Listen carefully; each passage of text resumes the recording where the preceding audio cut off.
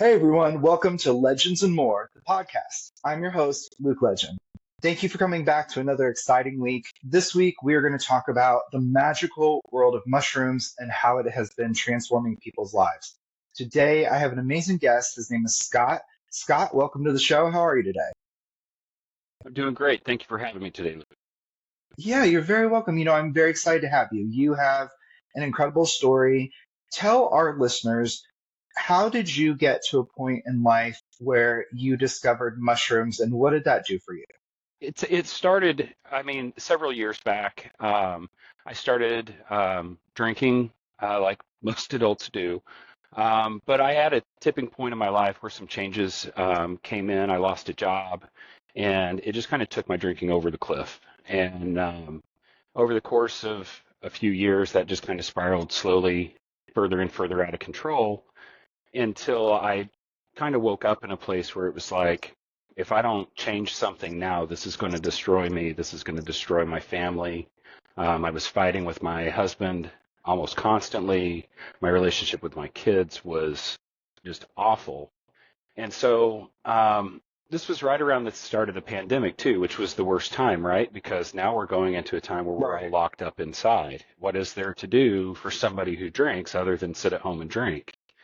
Right. And so that just, it just snowballed into this massive problem. And, it was out of control. I couldn't stop for more than a couple days. And I just kind of had a moment where it was like, I have to change something. I have to do something different. And for a lot of people, there's a lot of programs out there. AA is one of those. Did you try And to I go think to that AA? those, I did not. And I think that those programs are fantastic. And for some people, they work very well. But I think that you really have to know yourself, right? Right.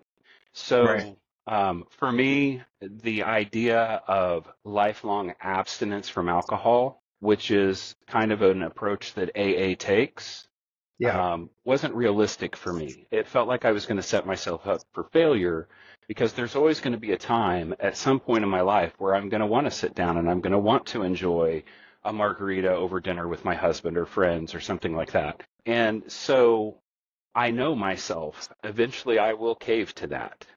And so AA felt to me like it was going to be something where I'm setting myself up for failure. And I wanted to find a different option. I didn't want to be, sober but controlled by alcohol still. I can't drink it. Right. Um, I wanted to be in control of my own life. I wanted to find a new way to um, work with this. And it was about that time that a film came out called Fantastic Fungi. Another one came out called How to Change Your Mind by Michael Pollard. And it's a fantastic movie. He goes through and he experiences different psychedelics, talks about some of the work that's being done in these natural medicines fields. And in that, he talked about the research that's being done or has been done with PTSD, alcoholism, through psilocybin therapies. And the more I got into it and started reading the research, the more I was like, this might be something that will work for me. And so that's kind of what set me on the track for it. It would be another 2 years before I would actually go on my first journey with mushrooms. Part of that was I really wanted to make sure. Part of it was, talking with my husband and saying, hey, I think I'd like to try magic mushrooms to help out with this other addiction that I've got. That's a weird conversation to have. It's like, I told him, I said, it was very intimidating to have that conversation because I felt like I was going to my significant other and saying, I'd like to do meth. It just, Right. in my head, it registered that way because everybody tells you, psychedelics are terrible. Psychedelics will screw you up for life. They'll change your brain chemistry. You'll never be happy again. All of these things. And so it was just a hard subject to talk about, even in I'm just interested in this. I want to learn more about this. I want to try this. Fortunately, my husband was very supportive. At that point, things were so bad in our relationship. I think if I would have said, I think meth will help, he might have said, let's try it. Because, we Right. were both grasping at straws just to save our relationship. And was it And solely like, were your relationship problems solely because of the alcoholism, or were there deeper rooted traumas? What do you think was the root? so the alcoholism was causing the problems in the relationship. But the deeper root was, from a very early age, especially being a gay male, from a very early age, I was told I wasn't good enough. As a closeted gay individual, even from my youngest days, you hear what everybody else thinks. Nobody Mhm. has that filter when you're around because they don't know. So there was a lot of, for me personally, there was a lot of self-loathing that led to my alcoholism, the reason that I drank. And if you don't love yourself, you can't be there and be supportive for the people around you that you do love, Sure. because you can only love as healthy as you love yourself. Right. And I had a very sick love for myself. Truth be told, I was using alcohol to, just slowly commit suicide. I didn't want to be here. I didn't want to live. The interesting thing with it is that it was like the coward's way to go, because it would always be the alcohol's fault in everybody else's eyes. If I Oh, died of sure. alcoholism, I died of alcoholism. I didn't die of suicide, right? But I knew what I was doing to myself with the alcohol. I knew that I was slowly killing myself. I knew that I was slowly killing my families and my relationship. So that alcohol is such a terrible beast. Hmm. And it is one of the things that is also very frustrating in this fight that we're starting to see happen across the country for natural medicines is you have this chemical that we can go and buy after we turn 21. We can consume as much of it as we want, and nobody in society cares how destructive that really is. Hmm. But mushrooms that are very healing, they taught me how to love myself. They taught me how to see myself from a different place, to make myself want to be a better person, want to be a better husband, want to be a better father. This is completely illegal and I can't have it, you know? And it's when you look at it from that perspective, it's like, why are we so backwards? And, that really ignites a passion for me to get out and talk about this, because there are a lot of benefits to psychedelics that just simply haven't been researched due to legalities for years. There's tons of citizen scientists that have been working in the background and cultivating mushrooms and, keeping this alive, so to speak, and for me, it went from being a natural medicine to heal me to it's, a very spiritual thing for me now. I experience mushrooms in a completely different way. Not only is it healing to me, it helps keep me sober. But also, when I go into an experience, I always go in looking for what is the lesson I can take out of this. And invariably, Is that I important when you do it? Is that important, the mindset that you go in with? yes. So for anyone who is going on an experience, the two most major things are mindset and the setting you're in. They call it set and setting.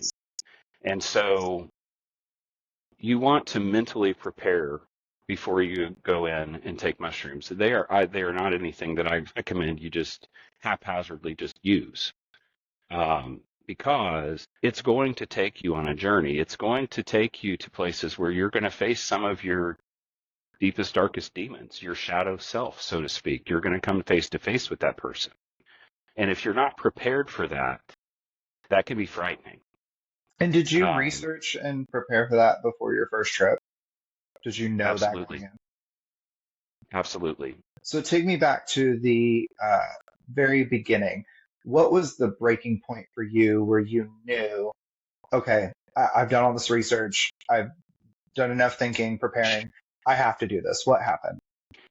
Yeah. So we had gone to Chicago for my birthday. It was going to be a weekend, go see pro hockey game. It's one of my bucket list things. I've been dying to do it for years. And a couple days prior to going, I started having some pain in my left side. And I didn't think anything about it at first, but as it got worse, I was like, something's wrong here. And then as a nurse, I kind of have this, inside perspective on when things start going wrong. And by the time we had been in Chicago overnight, it had gotten so bad that I couldn't stand, I couldn't sleep, I couldn't sit upright, and essentially I had acute pancreatitis. We had to drive back home. I went into the hospital, and sitting down with the doctor, he asked me, what brings you in today?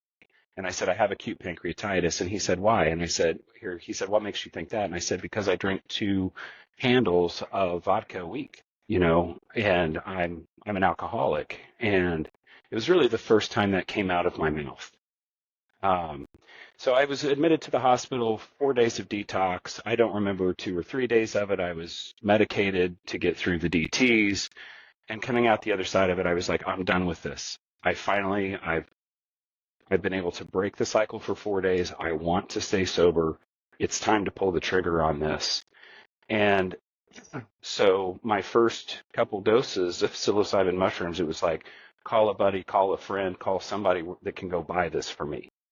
Because I don't do drugs. I don't have connections, or anything like that. And it was asking around over time that led to finding someone who was able to get these for me.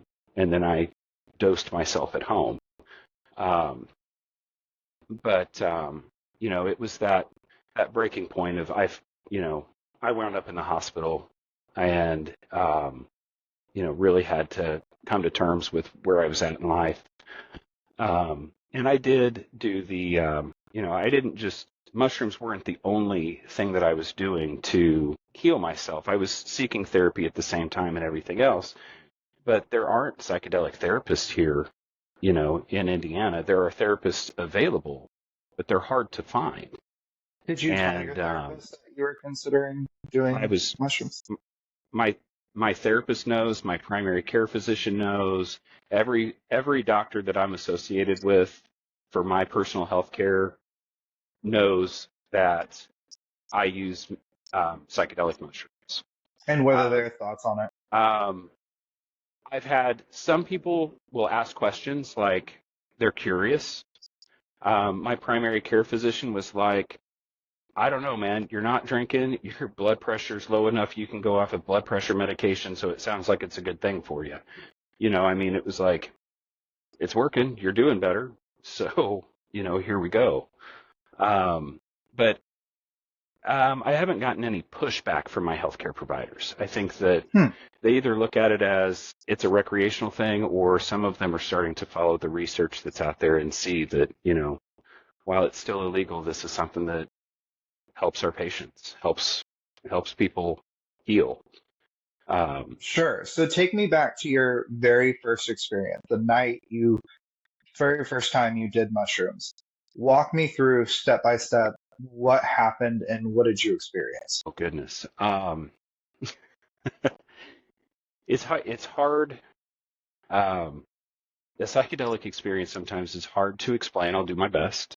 Sure. So I dosed myself a very heavy dose, well above what,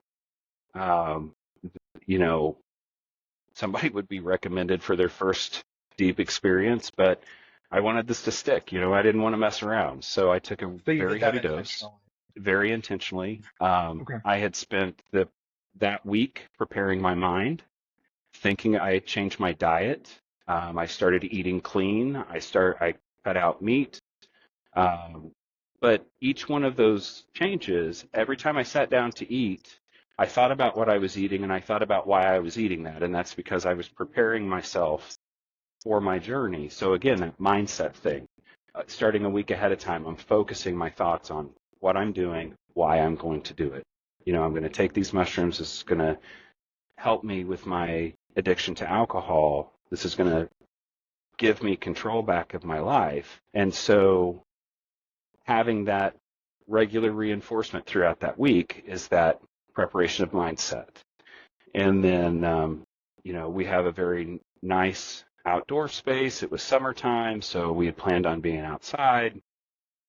I have a 6-foot fenced yard, so my rule was, as long as I'm within this 6-foot fence, I'm safe. There's a lot of people that call into question the safety of mushrooms. A lethal dose of psilocybin mushrooms is like 5 pounds of dried mushrooms. It's some crazy amount, which nobody would ever realistically eat.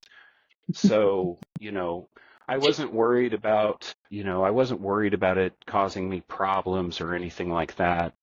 Safety was, I didn't want to wander out of my backyard and into the street not knowing what was going on, right? Sure. So I took my dose of mushrooms, came outside, laid down, and immediately, within 15, 20 minutes, started like noticing visual changes.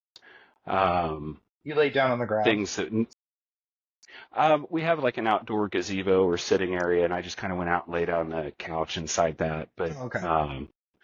I do enjoy kicking my shoes off and getting my feet into the grass whenever I'm on an experience, because it does feel like it connects me more to the earth and more to where I come from, I guess. Mm-hmm. But so we just kind of started outside and listening to some music and just kind of sinking into it and just enjoying the wonder of what I was seeing. And, eventually I started having more color visuals where I was seeing kind of like colored 6-sided tiles, almost like a beehive or honeycomb type pattern with these colors inside of each one of those that just covered everything everywhere that I looked. I mean, it was just beautiful.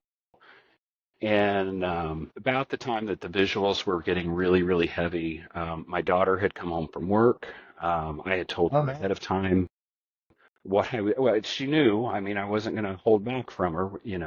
This wasn't something that I did in secret. This wasn't, Sure. Dad's getting high out in the backyard. This was right. This was, and when she came home and she came out to check on me, we talked for a while, and it was the first conversation with her that I had had in a very, very long time that was very meaningful, very healing. And I remember part of that conversation saying to her, I'm sorry you have to see your dad like this. Because, I mean, I was pretty mind blown by everything that was going on with the trip experience itself and the visuals and everything. So, when the world doesn't look or appear to you as it normally does, it's kind of confusing. And so trying to explain that to my daughter and then saying, I'm sorry you have to see your dad like this. Her response to me was, Dad, you're doing this to get better, right? And I said, yes, absolutely. And she said, then I support you completely because I want my dad better.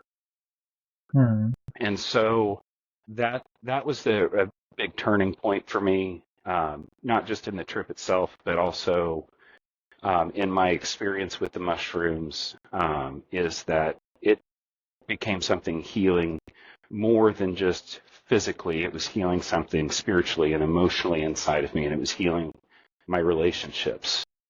And in what ways? Can you elaborate that a little bit more? Like, and how is that experience healing? So you get very in touch with your emotions. You get very in touch with your feelings, and those deep ones, the ones that you push down and that you bury. And you get in touch with your hurts, struggles and pains that you've been through. And you start having compassion for that.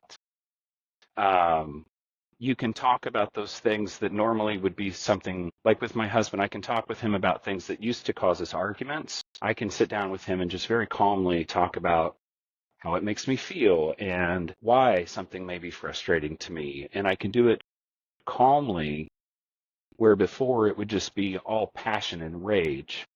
That was something that was the healing thing that I was able to walk away from my very first experiences. Prior to that experience, I constantly carried with me what felt like a softball-sized pit of just rage right here in my chest. It was like this wound that would not heal. anything would set it off, anything would trigger it. As much as I tried not to be angry and explosive, this was just constantly there. And getting up that next day from my trip, that spot was gone. I couldn't feel it anymore. I wasn't angry anymore. I was just filled with this, like I understood myself for the first time. I understood the pains that I went through in the life that I've had to lead me to this point. I was able to talk with my daughter and have that conversation with her and start that process of healing with her, and that I was able to just be very honest with her and say, for the first time, I know I didn't do everything right. I know I got a lot of things wrong, and I want to fix those with you, and I want to work on those things with you. And to be able to say that in such a place where all of your guards are down, So are you there's saying that you there's feel like the trip helped you process trauma that you've been through and helped you analyze it and reflect upon it and communicate in a way to yourself that was realistic, therapeutic, and healing? Is that what you're saying? absolutely, and every experience has turned out to be that way for me. Not just the first one. The first one, it's not a miracle drug that it's going to fix everything and just make your life, you know, rainbows and flowers and roses everywhere. But it does open you up to a place where you can therapeutically look at your life and look at those traumas in your life and start actually working on them. It's more of a tool in your toolbox to be able to, address those things. And each experience with mushrooms can bring something totally new that, you know, you didn't know you needed to work on, or you wasn't really something you really thought about. And you go through a mushroom experience and you come out of it on the other side and go, wow, that's really something damaging in my life that I need to fix, or that's a relationship that I need to work on, Um, So one how of my often do more you do it recent, now? on average, I would say about once a month. Um, Okay. Occasionally, I'll maybe every 2 weeks. Um, it just kind of depends. Um, Whenever I was first starting out and really getting control of my urges for unhealthy drinking, I would take small doses when I would get home from work of a gram or two, just enough to kind of feel the mushrooms, not to have a full blown trip. But if I was having a really strong craving for alcohol, I could come home, I could take a gram of mushrooms, I could relax into that, and within 15, 20 minutes, my craving was gone. And I wasn't drawn to, drawn to the alcohol in the same way that I had been before. So I've used it in small doses or microdosing on a more frequent level. And then I've also used the macro doses, the big trips, in order to dive in and do self work and self healing, work on my relationships with, my daughter, my son, my husband. And So to you, it's almost like going to a therapist once a month. oh yeah, absolutely, absolutely. And they say, a mushroom trip is like a year's worth of therapy, and Mm. in a lot of ways, it really is. This, to me, it has become the sacred space that I can go to and I can visit, and I can sit down with my husband and have a conversation with him over something that I'm struggling with. Or I can go on a journey that's self-discovery and look at, traumas of my life and begin to understand how they're affecting me now, and start looking for ways to, how can I change that? How can I do better tomorrow? Yeah, it's become very, it's become very healing. It's become a very sacred um, piece of my personal spiritual life. I actually found a psychedelic church to become a member of, partly because this is a spiritual practice for me. I've questioned myself several different times. When you hear the word psychedelic church, it's like, oh, another cult out there. But, my experience with this organization that I'm with has been, it is a group of people who see magic mushrooms as sacrament, something sacred in our lives, something that's important to our spiritual growth, connects us with the divine, whatever that is for you, whether that's God or whatever your spiritual practice is, The it connects universe. you deeper with that. Yep. These people come together. They're all from different backgrounds. They all have their different religious viewpoints, but together we recognize there's this sacrament that brings us to a deeper space in our spiritual journey. And, you know, by being a member of that, and that protects me to some degree legally under the RFRA laws. Indiana has that. So the Religious Freedom Restoration Act, because this is a part of my personally held religious belief, that gives me some protection under the law. There have been some cases tried around that. They've been successful, not specifically in Indiana, but in some other states. And so, It's been successful in which direction? The people that take the mushrooms? in protecting the people that take the mushrooms, yes. Got it.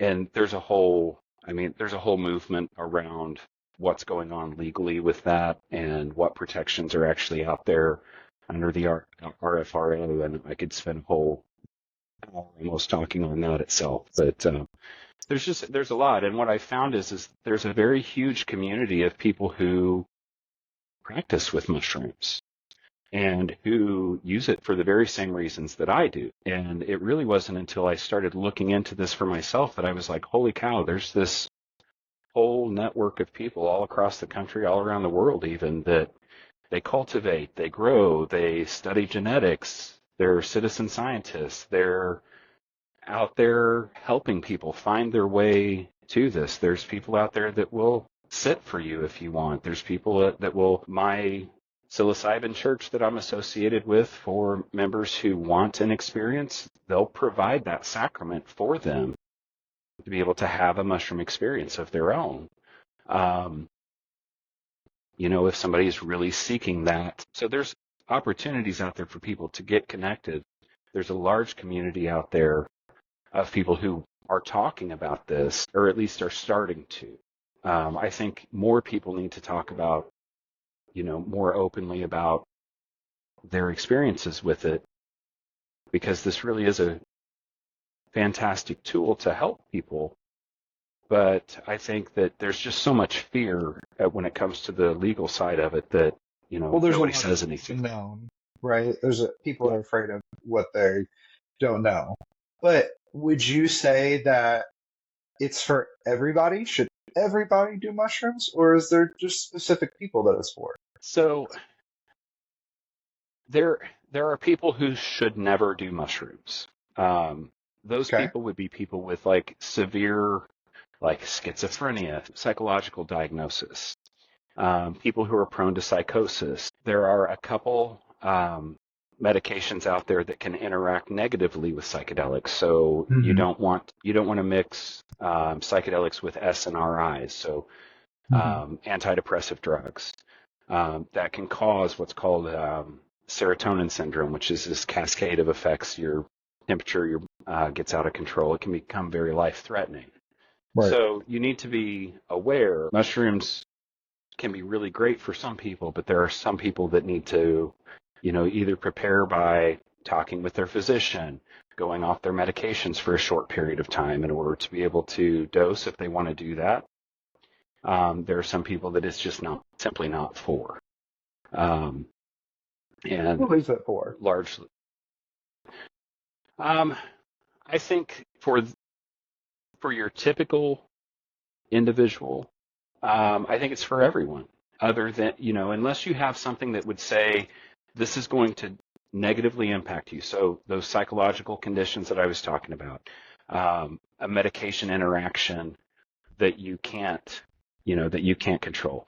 Those people, it's not for. I think that for anyone who is looking for a way to improve themselves, anyone who is looking to overcome addiction, anyone who is looking to dive deeper into their spiritual self, that wants to connect more with the world around them, the people around them, this is a fantastic tool to do that. When you're tripping, I don't know if that's the right word. Is tripping the right word? Do you trip? That's what I use.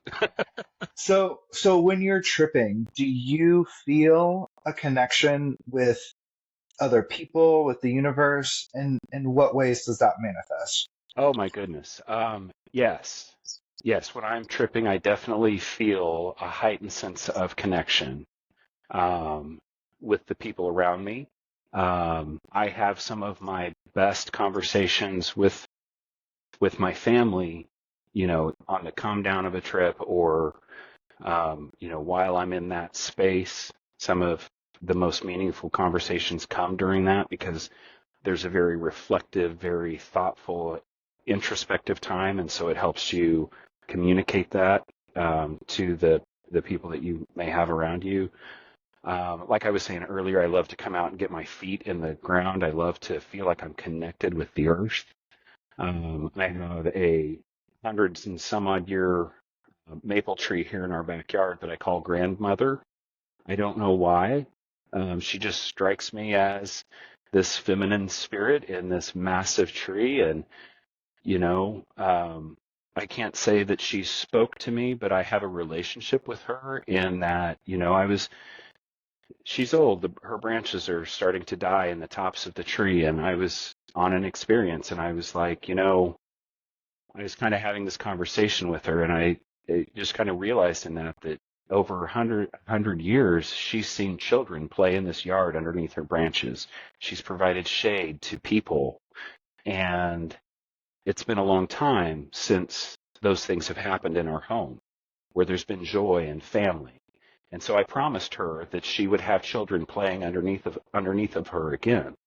And this last Father's Day, for the first time in 13 years, my dad, my brothers, their kids, my kids were all here to celebrate Father's Day underneath the branches of grandmother, and she was able to have children play under her again. And so it sounds really goofy. I get a little No, emotional that about it, but sounds really but beautiful. that's the kind of connection that you begin to take on. Not just, they cut down the neighbors cut down their tree last summer, and I can remember going out, and trees are interconnected to one another through their roots, and it's actually the mushroom mycelium. It's that mushroom system under the ground that allows them to transfer nutrients to one another. They'll Right. feed one another. They'll take care of one another. And so when a tree locally gets cut down, the other trees in the area feel that loss. Yeah. They, whether it's, an electric signal or it's the lack of transfer of nutrients, however you want to say it, grandmother suffers that loss of that tree. And so, I can remember a particular trip night that I came out and I just grieved with her over the loss of that for her. But then also that became representative of the loss of relationships in my life and Mm. things that I've let pass. So, tripping on mushrooms can be really fun. And What about there's a bad curve trips? to it. Have you had bad trips? Um, I don't know that I've had bad trips. I would say that I've had challenging trips. And there's some people out there that will say there's no such thing as a bad trip, that every trip has something good that comes out of it. There's other people that say if you say you've never had a bad trip, or there's no such thing as bad trips, and that's because you've never had one. I don't know. I personally have never had what I would call a bad trip. I did have one experience where for 3 hours of my trip, I had zero visuals. I had zero insight. I just laid on my couch, bundled up in my blankets in my trip space, and just felt miserable. My stomach hurt. I just felt gross. And it got me thinking about how I referred to the person that I was before I became sober. I had caught myself using language and talking with my husband and talking with my kids about who I was before, and I just saw myself as this just disgusting person, this hateful, just disgusting person. And when I thought about who I was before I drank or before I quit drinking, I was just always just disgusted by that human being that I was at that time. Do you think And that was because of the mindset you were in for that particular trip? Do you think? no, I think that the mushrooms give you what you need, not necessarily what you want. And while I Mm. wanted to have a nice easy experience. Here I was having this miserable experience, but it led me to thinking about that person that I was before. And while the trip itself was miserable, it made me realize that the person that I was before was doing the best. That guy was doing the best that he had with the tools that he had to survive this world and keep me alive. And there's nothing disgusting about that. And Mhm. I need to have compassion for the person that I was because I'm still here because of him. And so, again, it's on that step, that path of healing, learning to love yourself, learning to love who you are now, and learning to love yourself for who you have been. And so even in what some people would have considered a bad trip just because it was miserable, I actually gained some really deep insight into, that again, more of that self-love, how to take care of myself better, how to see myself. I'm not disgusting. I've not been disgusting. Who I was wasn't disgusting. What I was doing was. But what I was doing was from a place of sickness. But you're That all saying of you've it never was. had a bad trip as far as like seeing snakes and spiders and creepy clowns. You haven't had that kind of experience. My husband sees people. He just sees these What? figures that hang around. I've not had that. But no, I've not had an experience where I've Hmm. seen anything frightening. I did have an experience where I just became nothing for a moment, which was very interesting, Hmm. because I discovered in that when you become nothing, suddenly you're also a little bit of everything. Because when you're nothing, you have no boundaries. Huh. So it was, right? I'm Would still you processing that. would you say that mushrooms have cured your alcoholism? I would say no. I would say that mushrooms have given me control back. I Okay. Alcohol no longer controls me. I am in control of it. And Hmm. I do go out. I play darts on Monday nights, and occasionally when I'm out on a dart night or when I go out for darts on Mondays, I'll have a couple drinks. Hmm. I can go out now and I can have that vodka cran with the guys while I'm playing darts and not worry about that throwing me back into alcoholism. I can have a drink and not lose control. I have control over it. It no longer has control over me. But in saying that, that comes through therapy, that comes through my mushrooms, that comes through starting to learn and understand what a healthy relationship with alcohol looks like, because I didn't know what that looked like before. And then understanding that there are times where I want to drink and I will intentionally not drink because I know that I'm wanting to drink for unhealthy reasons. I'm wanting to drink to kill a feeling or to squash an emotion or to escape for a little bit. And when I feel that urge to drink, that's not a healthy reason to drink. Hmm. And so now I have the self-control to be able to stay away from that. So Um, if I'm a person that I don't have any super extreme psychological conditions or defects, and I'm not on any SSRIs, I've never done mushrooms. I, as that kind of person, where would I start in this journey of wanting to try them? okay, so the hardest part is figuring out where to get them. Okay. But outside of that, what I recommend is there's tons of information on the internet. There's a fantastic resource called Trip Sitters, and if you go to their website, Trip Sitter is like your one-stop shopping for all of the information you want to find out about any psychedelic that is out there, and there are tons of them. There are tons of natural medicines. There are tons of manufactured medicines that are out there in the psychedelic realm. And for people who are wanting to experience those, you need to be educated. So your first stop is, let's get you some education. So go to Trip Sitters, look up, what it's like to trip. Number one, never trip alone. Be sure that you have somebody, even if it's you have somebody on speed dial or on your Alexa that you can just yell from the couch, Alexa, call, because you can get into a situation in a trip setting where the world around you just simply becomes unmanageable because you kind of become like a toddler. You're thirsty, but you don't know how to do the steps it takes to walk across the room, get a glass of water, and bring it back. That just seems overwhelming. So it's good to have somebody there that can help take care of you. Education first. Learn about the mushrooms. Learn about the effects of the mushrooms. Learn what to expect. Watch some videos. There's YouTubes out there on what a mushroom trip looks like. Definitely, that's your first step. Your second step is figuring out how to get them. I personally, my first experience, because I was so hard pressed, it's like, I want to do this, I want to do this, I need to do this, I need to do this now before I fall back into old habits. I was forced into a situation where I had to go and look for it and purchase it off the street. There are tons of videos, tons of things out there to teach you how to cultivate them for yourself. There's Discord channels, there's Facebook groups. My church has a cultivation course that you can take because, our opinion is no one should be denied this.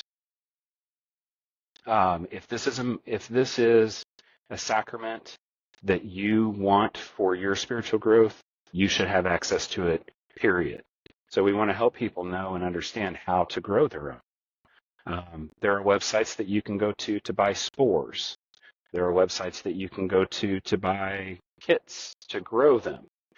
Owning spores for psychedelic mushrooms in most states is completely legal. I will say, because I think this may broadcast in Atlanta, Georgia is not legal. You cannot have psychedelic mushroom spores in the state of Georgia.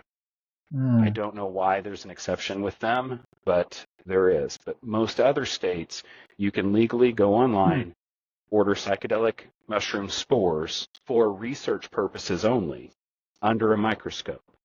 Why do you think there's such a stigma and a misunderstanding about mushrooms? Where do you think that comes from? So I think it stems from the counterculture movement in the 60s. And I think Tim O'Leary had it right to a certain degree in that if the world could experience mushrooms, because really what this does is it makes you want to connect with other people, it makes you want to heal yourself, and it makes you want to live in a connected world with other people that is full of love and conveys this peaceful living. This has changed the way that I approach my life completely. My husband would tell you I'm not the same person that I used to be. I never get angry anymore. I've changed the way that I eat. I eat healthier. I take care of myself. I want to take care of the people around me. So his principle was, if everyone in the world, experienced this, we wouldn't have wars anymore. We wouldn't have religious, battles anymore. There wouldn't be conservatives and liberals and all of this other stuff, because we could all just respect, hey, that's where you come from, man, and that's your perspective, and it's great that you have that, and here's mine, and let's share together because you want to grow together, right? So the government looks at that as a threat. Where would the government be if it wasn't powering our war machine or, taxation and all of this other things? If everyone just got along, what would we need the government for? Right? So, there was this countercultural revolution in the 60s, and there was tons of research being done on psychedelics, the benefits of it. Alcoholics Anonymous was actually even at that time looking at psilocybin mushrooms as a therapy within their own program. But the minute the war on drugs started and Tim O'Leary became public enemy number one for speaking out and telling people, hey, here's this new way of doing things. Once that happened, research stopped. Almost all of the research that was done in the 40s and 50s on psychedelics was destroyed. We don't have any of that.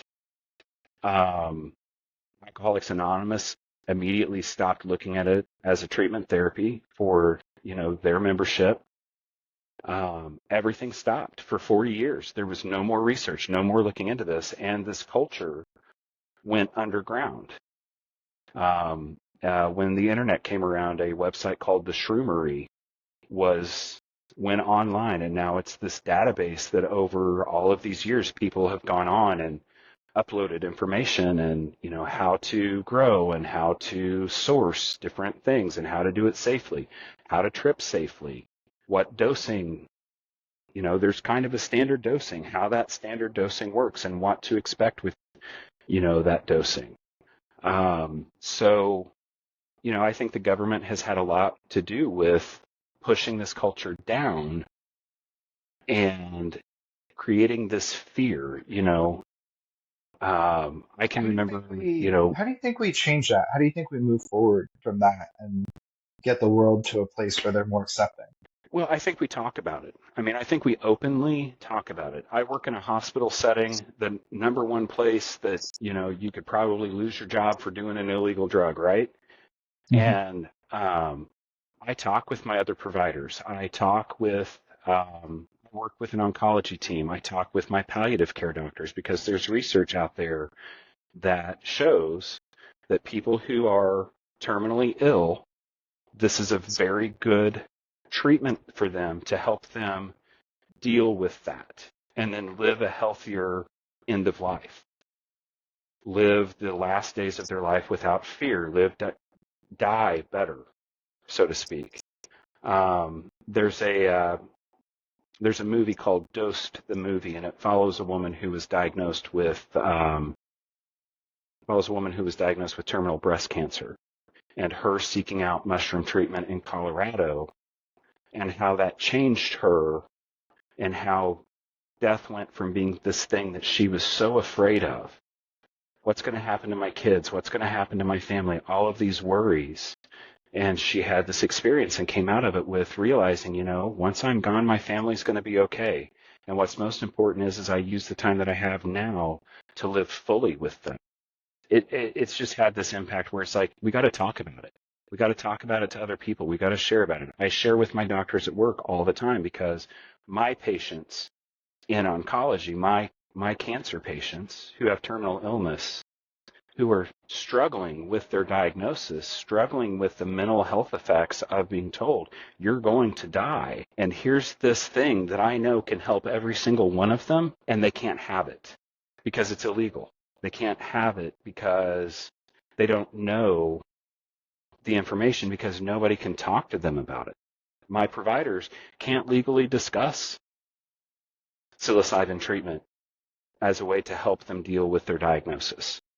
They can't talk to them about it. And so that's very frustrating. It's something people need to talk about it. People need to share. If you are a person who uses this sacrament to improve your life, and you've had an experience like this, talk about it with the people that are around you. Don't be afraid.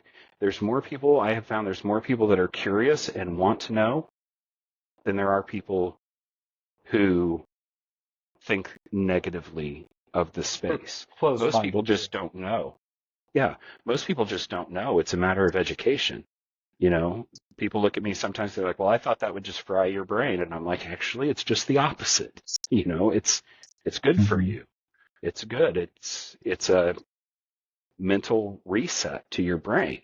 It's like rebooting your computer. That is the biggest thing is we got to talk about it. Sure, absolutely.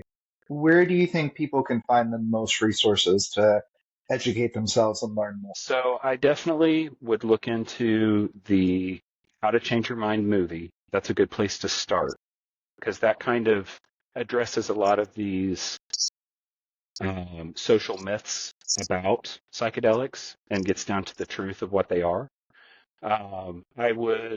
There's two Dosed movies out there. One talks about a woman who was heavily addicted to heroin and her journey to sobriety through psychedelics. The other is about the woman with breast cancer, so the terminally ill application.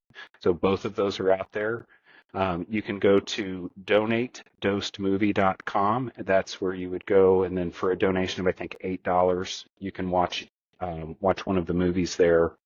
I highly recommend that as your start for education, and then go on to Trip Sitters. Trip Sitters is going to give you the resources if you want to cultivate and grow your own. It's going to give you resources on, how to go about finding resources for yourself.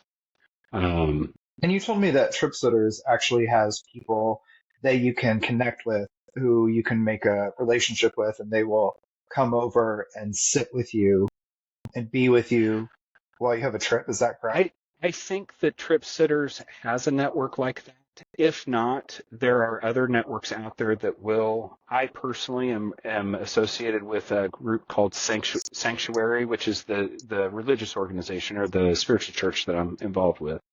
Mhm. But it's Sanctuary, and we have fun with it and spell it with a PS for the psilocybin on the front of it. But at like Sanctuary, we have a network of folks that will sit with someone. I am here in my local area when I have people who are like, I'd really like to try that. I'd really like to know more about this.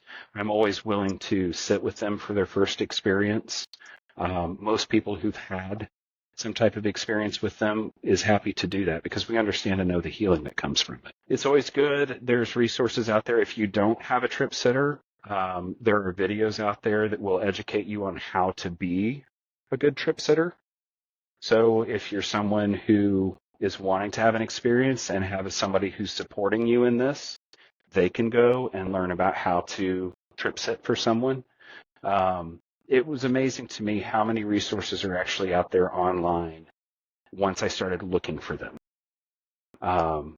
There's tons. So, hop on Google, type up a good, psychedelic mushrooms and just fall into that rabbit hole and, follow the information and see where it leads you. But the, responsible sourcing, knowing where you're getting your knowing where you're getting your mushrooms from is important. You don't want to get anything that's laced. You don't want to get anything that's got fentanyl on it. There's a lot of dangers out there to buying things on the street, Right. which is why, there's a ton of information out there on how to cultivate. It's not hard Mhm. to grow mushrooms. It's easier for me to keep my mushrooms alive than it is to keep my outdoor plants alive. So, So let me ask you, Scott, do you think that you'll do mushrooms for the rest of your life? Or is this something you see that you're just doing for no, absolutely. It's something that I think that I will do for the rest of my life. And to that end, I've even started to teach my daughter how to cultivate her own because I don't ever want her to have a moment in her life where she needs this for herself and she can't get it. now? That is how important it is. That it's not just that this is something that I will do the rest of my life. This is something that is so important. I'm teaching my children how to do it for themselves. Wow. Um, Well, it Scott, thank is you it so much for coming and talking today with me about this. I've never absolutely. done mushrooms. It's something that I definitely think about in the future trying. Unfortunately, I'm on an SSRI, so I know that I have to be careful, and I kind of walk that line of, you know, they told me I may have to be on an SSRI possibly the rest of my life. So there's a part of me that wonders, is there a possible benefit of me trying to go off of it and having experience and experiencing these things so that I don't have to be on SSRIs the rest of my life, right? And so I Right. think that Yep. definitely education and research is very important for this movement and what people need. But thank you so much for coming on and talking with us. And Yeah. Thank you for having me. yeah, for all of our listeners, please reach out to those resources, educate yourself. I think that's super important. That's all the time that we have for today. Thank you guys for listening and for being here with us. As always, please remember that anyone can be an icon, but it takes someone with heart to be a legend. Until next time, thank you guys for listening. We'll see you later.